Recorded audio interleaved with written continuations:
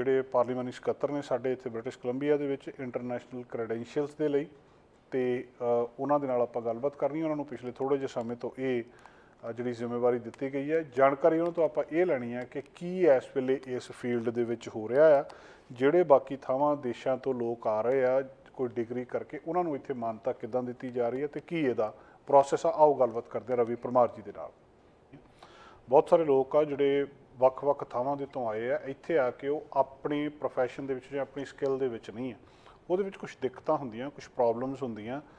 ਜਿਹਦੇ ਕਰਕੇ ਉਹ ਉਸ ਫੀਲਡ ਦੇ ਵਿੱਚ ਨਹੀਂ ਜਾ ਸਕਦੇ ਜਿੱਥੇ ਉਹਨਾਂ ਨੂੰ ਹੋਣਾ ਚਾਹੀਦਾ। ਰਵੀ ਪਰਮਾਰ ਜੀ, ਤੁਹਾਡਾ ਬਹੁਤ ਬਹੁਤ ਸਵਾਗਤ ਹੈ। ਜੀ ਆਇਆਂ ਨੂੰ। ਸਤਿ ਸ਼੍ਰੀ ਅਕਾਲ ਜੀ।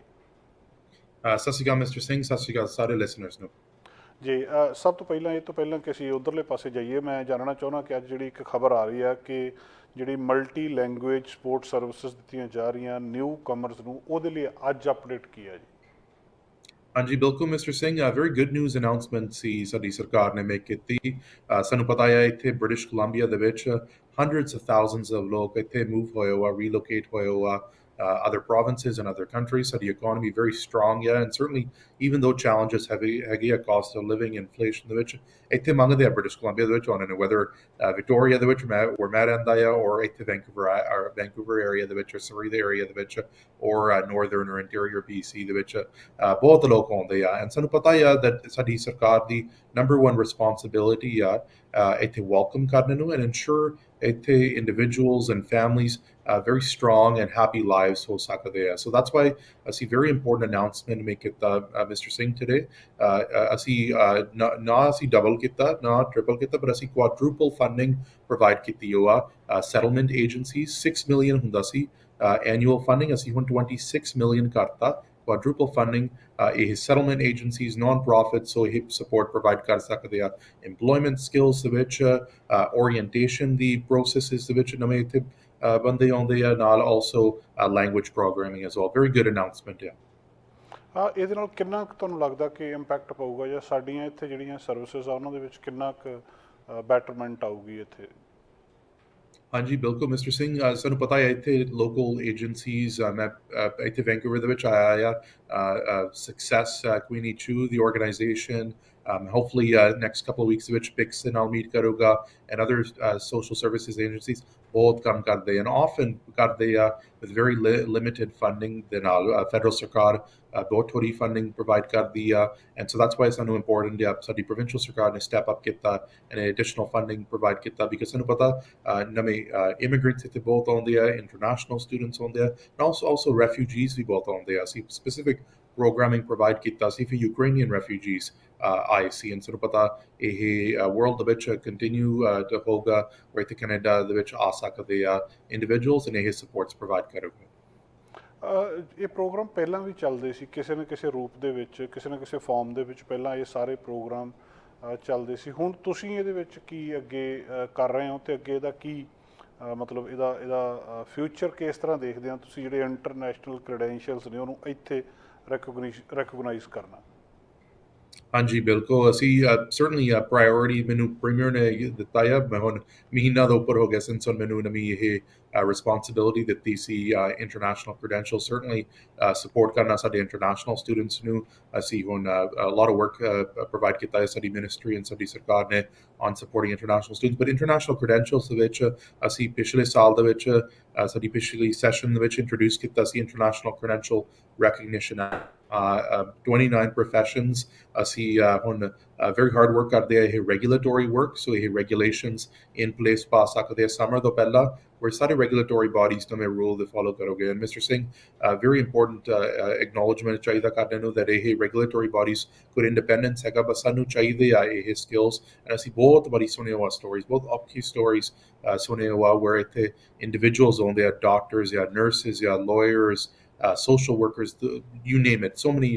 very important professions, and ਇੱਥੇ ਆ ਕੇ ਬਹੁਤ ਦੁਖੀ ਦੇ ਨਾਲ ਉਹਦੇ credentials recognize ਕਰਦੇ ਹਨ, sometimes ਕਰਦੇ ਨਹੀਂ ਹੈਗੇ। ਸੋ ਅਸੀਂ eliminate ਕਰਦੇ Canadian work experience, ਇਹ racist and discriminatory practice where ਇੱਥੇ individuals ਆ ਕੇ ਉਹ ਮੰਗਦੇ ਇੱਥੇ ਕੰਮ ਕਰਦੇ ਨੇ ਪਰ ਉੱਥੇ ਕੰਮ ਕਰ ਨਹੀਂ ਸਕਦੇ ਹੈਗੇ ਬਿਕਾਜ਼ ਉਹਦੇ credentials ਨਹੀਂ recognize ਕਰ ਸਕਦੇ ਹੈਗੇ। ਅਸੀਂ ਇਹ language training programs, ease and simulations ਕਰ ਸਕਦੇ ਆ ਬਿਕਾਜ਼ ਅਸੀਂ ਬਹੁਤ ਵਾਰੀ ਸੁਣਿਆ ਵਾ language programs very difficult ਆ and also 2 ਵਾਰੀ ਬਸ ਸਾਲ ਦੇ ਵਿੱਚ offer ਕਰਦੇ ਆ and also cost ਵੀ ਠੀਕ ਕਰ ਸਕਦੇ ਆ। ਅਸੀਂ ਬਹੁਤ ਵਾਰੀ ਸੁਣਿਆ ਵਾ where ਇੱਥੇ ਆ ਕੇ hundreds of thousands of dollars, tens of thousands of dollars ਖਰਚਾ ਬਹੁਤ ਲੱਗਦਾ ਆ just to get international students recognized। ਅਸੀਂ healthcare ਦੇ ਵਿੱਚ ਬਹੁਤ ਚਿਰ ਹੋ ਗਿਆ ਕੰਮ ਕਰਦੇ, about 1.5 ਸਾਲ ਹੋ ਗਿਆ and some results ਅਸੀਂ ਦੇਖ ਸਕਦੇ ਆ। ਇੱਥੇ ਸਾਡੇ ਕੋਲ international doctors ਹੁਣ ਕੰਮ ਕਰ ਲਾ ਪਏ and also international nurses ਕੰਮ ਕਰ ਸਕਦੇ ਆ and ਇਹ ਸਾਡੀ minister Adrian Dix ਨੇ already start ਕਰਤਾ and ਹੁਣ ਮੇਰੀ responsibility ਆ ਸਾਰੇ ਹੋਰ professions ਦੇ ਵਿੱਚ ਲੈ ਕੇ ਆਉਣ ਨੂੰ। ਰਵੀ ਜੀ ਜੀ ਤੁਸੀਂ ਕੀ ਇਹਦੇ ਵਿੱਚ ਕਰ ਕੀ ਰਹੇ ਬੇਸਿਕਲੀ ਕਾਸਟ ਘਟਾਈ ਆ ਜਾਂ ਇਹਦਾ ਪ੍ਰੋਸੀਜਰ ਜਿਹੜਾ ਉਹਨੂੰ ਥੋੜਾ ਜਿਹਾ ਈਜ਼ੀ ਕਰ ਦਿੱਤਾ ਕਿ ਜਾਂ ਉਹਨੂੰ ਥੋੜਾ ਜਿਹਾ ਫਾਸਟ ਕਰ ਦਿੱਤਾ ਕਿ ਜਲਦੀ ਇਹ ਸਾਰਾ ਕੁਝ ਹੋ ਜਾਵੇ ਐਕਚੁਅਲੀ ਕਿਸ ਡਾਇਰੈਕਸ਼ਨ 'ਚ ਕੰਮ ਕੀਤਾ ਜਾ ਰਿਹਾ ਜੀ? ਹਾਂਜੀ ਬਿਲਕੁਲ mister Singh, I think the number one responsibility certainly ਤੁਸੀਂ touch ਕਰ ਲਿਆ, ਅਸੀਂ eliminate ਕਰਤਾ Canadian work experience, ਅਸੀਂ costs cut ਕਰਤਾ, ਅਸੀਂ accountability really key piece ਹੋਣੀ ਆ। ਅਸੀਂ ਹੁਣ ਸਾਡੇ ਸਾਰੇ regulatory bodies ਨੂੰ ਦੱਸਿਆ ਆ, ਅਸੀਂ implement ਕਰਤਾ superintendent of professional governance। ਇਹ superintendent ਸਾਡੀ ਸਰਕਾਰ ਦੇ ਵਿੱਚ ਹੋਊਗਾ and ਇਹਦੀ responsibility ਹੋਗੀ ਇਹ ਸਾਡੇ ਸਾਰੇ regulatory bodies ਦੇ ਨਾਲ ਕੰਮ ਕਰਨ ਨੂੰ to ensure that ਇਹ efficiency ਹੋਗੇ and ਸਾਲ ਬਾਅਦ every regulatory body ਇਹ superintendent ਨੂੰ report produce ਕਰੋਗੇ to show whether ਇਹ successful ਹੋ ਸਕਦੇ ਆ। ਮਿਸਟਰ ਸਿੰਘ ਅਸੀਂ ਬਹੁਤ ਵਾਰੀ ਸਟੋਰੀ ਸੁਣੇ ਆ where ਇੱਥੇ ਆ ਕੇ ਲੋਕ ਆਉਂਦੇ ਆ ਉਹਦੇ submissions ਕਰਦੇ ਆ regulatory body ਨੂੰ and some week 2 ਵੀਕਾਂ ਬਾਅਦ ਸੁਣ ਸਕਦੇ, some ਤਾਂ ਮਹੀਨੇ ਸਾਲ ਬਾਅਦ ਨਹੀਂ ਸੁਣਦੇ ਹੈਗੇ whether ਉਹਦੀ success ਹੋਇਆ or not। ਇਹ unacceptable ਆ, ਅਸੀਂ regulatory bodies ਨੂੰ ਦੱਸਿਆ ਆ that's unacceptable and ਇਹ change ਕਰਨਾ ਪੈਣਾ and if ਇਹ change ਨਾ ਕਰੋਗੇ ਤੇ ਸਾਡੀ minister ਕੋਲ power ਹੈਗਾ ਆ actions take ਕਰਨ ਨੂੰ and so very important data collection tool ਸਾਡੀ legislation ਨੇ provide ਕੀਤਾ where a superintendent action provide ਕਰ ਸਕਦਾ ਹੈ।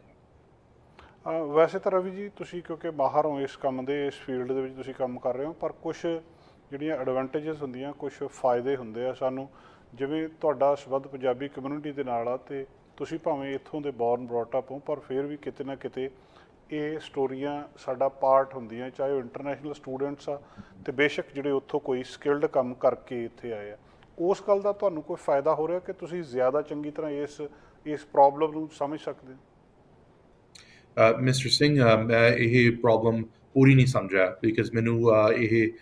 ਫੁੱਲ ਲਾਈਫ ਸਟੋਰੀ ਮੇਰੀ ਨਹੀਂ ਹੈਗੀ, ਇਹ ਸਟੋਰੀ ਹੈਗੀ ਸੋ ਮੈਨੀ ਬ੍ਰਿਟਿਸ਼ ਕੋਲੰਬੀਆ ਦੇ ਵਿੱਚ ਤਾਂ ਹੀ ਮੈਂ ਇੱਥੇ ਵੈਂਕੂਵਰ ਦੇ ਵਿੱਚ ਆਇਆ ਦਿਸ ਵੀਕ ਇਹ ਸਟੋਰੀ ਸੁਣਨ ਨੂੰ। ਮੈਂ ਅੱਜ ਨਾਲ ਕੱਲ੍ਹ ਪਰਸੋਂ ਇੰਟਰਨੈਸ਼ਨਲ ਸਟੂਡੈਂਟਸ ਦੇ ਨਾਲ ਗੱਲ ਕੀਤੀ, ਉਹਨਾਂ ਦੁਖੀਆਂ ਸਟੋਰੀਆਂ ਸੁਣੀਆਂ ਇੱਥੇ ਆ ਕੇ ਕਿੰਨੀ ਹਾਰਡ ਲਾਈਫ ਆ and ਮੈਂ ਮੰਗਦਾ ਉਹਨੂੰ ਅੰਡਰਸਟੈਂਡ ਕਰਨ ਨੂੰ that ਮੈਂ ਉਹਦੀ ਵੋਇਸ ਹੈਗਾ ਗਵਰਨਮੈਂਟ ਦੀ ਸਰਕਾਰ ਦੇ ਵਿੱਚ